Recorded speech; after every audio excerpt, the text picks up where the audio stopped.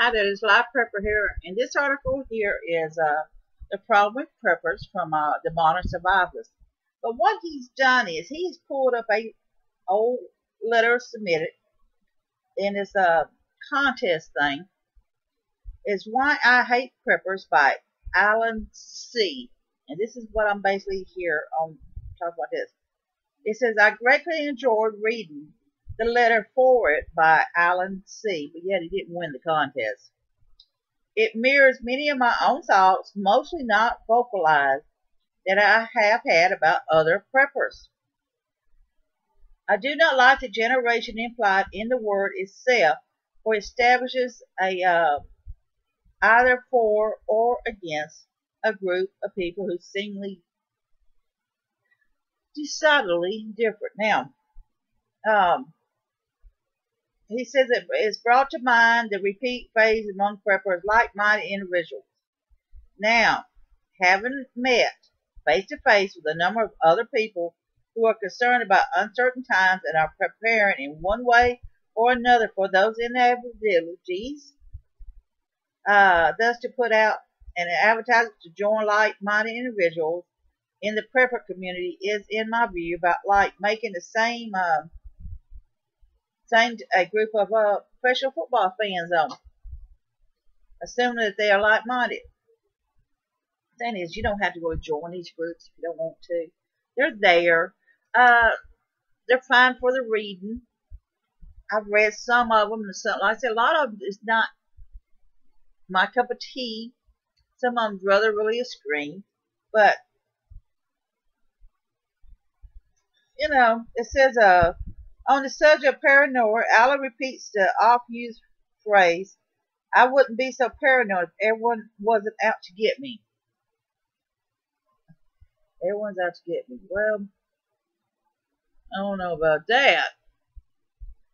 But some people are rather paranoid, and it don't have nothing to do with prepping. There's people out there schizophrenic, borderline personality disorders. There's people just got mental illness and sick.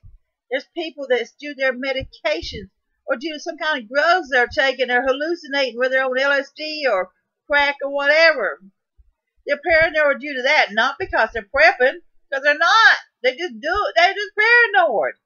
Oh my goodness. It says, this reminded me of a meeting I had at a public place with a few other local preppers whom I met on an online prepper network. These were supposedly like-minded individuals who, during the course of the meeting, appeared to those presented to provide their address, phone numbers, and email address for the purpose of networking, early warning, passing the news, etc. Of course, I found this proposal astonishingly foolish and said so. I was accused of being over-paranoid. Are there degrees of paranoia? Anyway, I refuse to provide such information to complete strangers and chalk down having to talk myself into such a meeting of this kind to my own foolishness. There are few enough like-minded individuals within a tight-knit family or even in a pretty tight military unit, much less in a population at large. I've talked to different ones and the warning signs and get in touch with one another.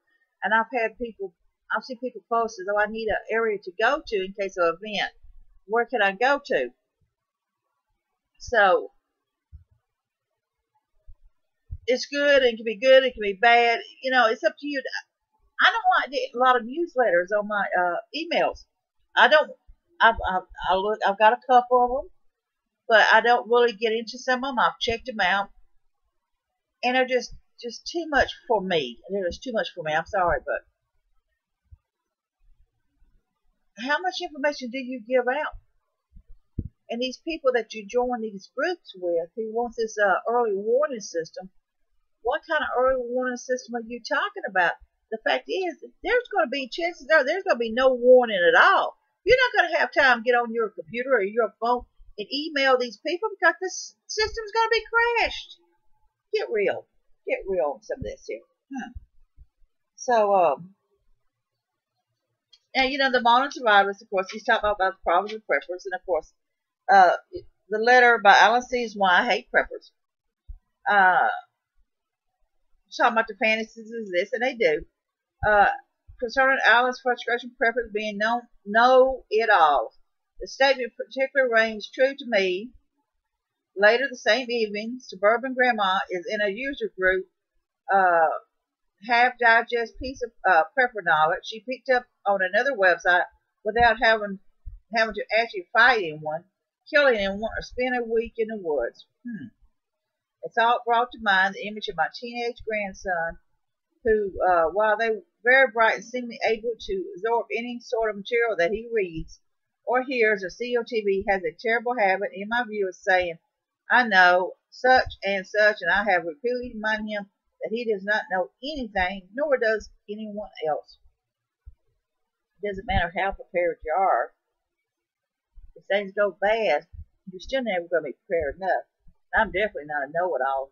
I mean, I'll say I've read it or I've heard about it, but I definitely don't know everything. And in any kind of situation, you can't be 100% prepared for. So he says, in the popular literature, there is only one person whom I can say, because I haven't read anything to be sure, actually know about what it is like in an economic collapse. He's talking about in the book in Argentina. And then some of his substance use, welfare instructions, and even educational. Talking about a book. Now, I'm not going to read this whole article because there's quite a few pages to it. He goes, he who knows not and knows not that he knows not is a fool. Shun him. He who knows not and knows not and knows that he knows not is simple. Tease him. He who knows and knows not that he knows is asleep. Wake him. He who knows and knows that he knows is wise. Follow him. So, how do we know we're wise? Now, according to the studies published in 1999 by Darwin and Kircher, there is a difference between what we know and what we think we know. People are noticeably bad at rating their own competencies at a whole variety of tasks. Now, we don't see things as we think we're better prepared than the others, and that's not really the case. Yes, we may know something more than somebody else on certain subjects, but it doesn't mean we're prepared for everything. And I know I'm far prepared for everything. There's a lot I still need to know and a lot I still need to learn. Now, like I said, I'm not going to go over this here and read every bit of this word for word for you. This here is, he just basically was talking about this here.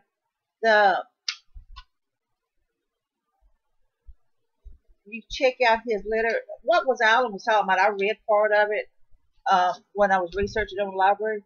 He used to be considered a survivalist for years, and he would be in the woods. And then at the age of 40, he got married and had a child, and his attitude changed. And his attitude changed towards preppers. He hated preppers. He just hated them. I mean, he realized that all this years he was doing was wasted, he felt. I mean, he said, well, it wasn't totally wasted. He learned a lot of stuff, but now he's got a child, he's got a family, and his whole attitude changed towards it. Look his letter up.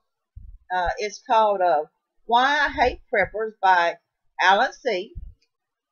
And he talks about, why he doesn't like preppers and the difference between it and why he changed on it and how it's insulting to call survivalists preppers when they're not preppers. Survivalists is different. Survivalists, bushcraft people, and preppers all are different, yes. But they're all got one thing in common, and it's taking care of themselves or the ones around them to survive, to manage, to keep going in any situation, an everyday event, whether it's making your food last longer or changing from some meds, whatever it is, you still got something in common when it comes to that basic area. Now,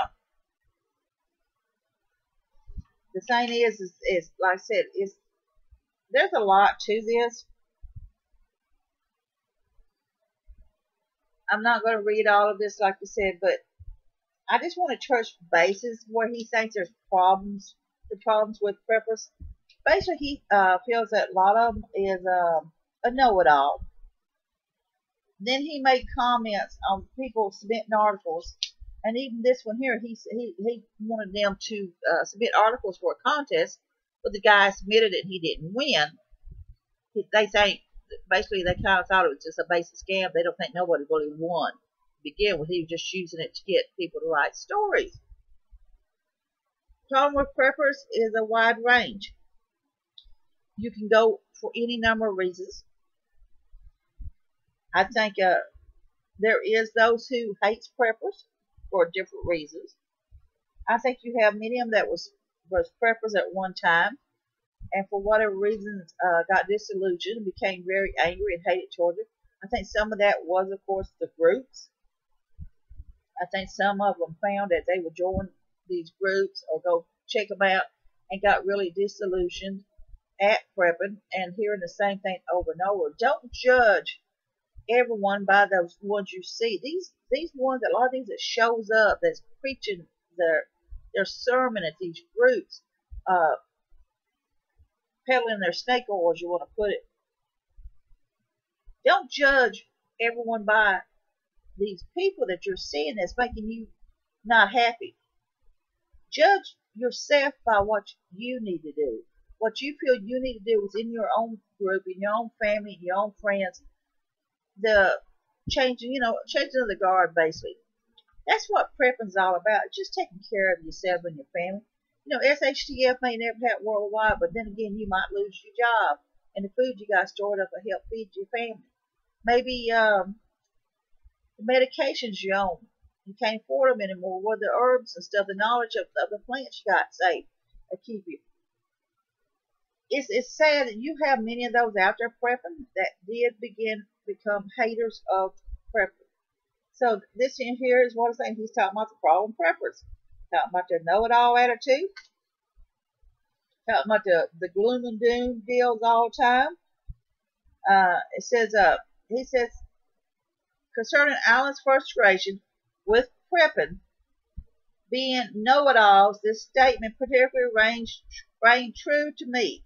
Hear that? Know-it-alls.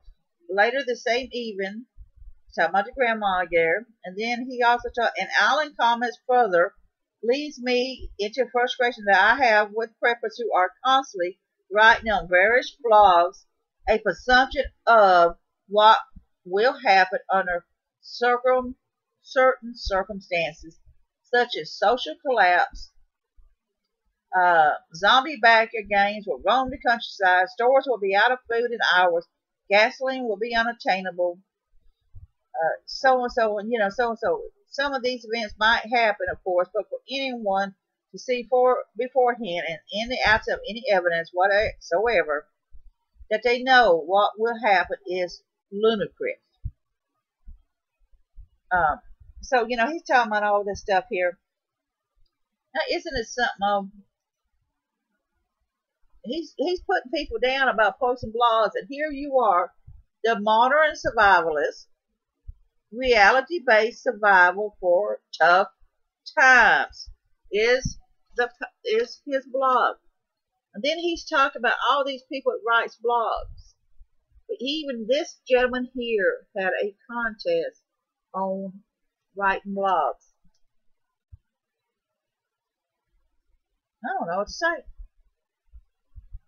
The problems with preppers. Well, what I want you to do, I want you to find this. I want you to read this in a complete form. Sit down and read it. Text me on my site. Tell me what you thought of it. I want your honest opinion. Do you agree with this man? Do you disagree? Do you think he's blowing smoke up your buttocks? Do you think, I don't know, just what do you think? He's got points here. I see some good points in it. I understand it. I understand about the groups. I understand about some of the other stuff. But at the same time, you're sitting here being having your own blog here. So just let me know what you think about it. We'll have to think about the problems with preference. I don't know. Well, this is live prepper here. Be safe, be happy. Bless you all.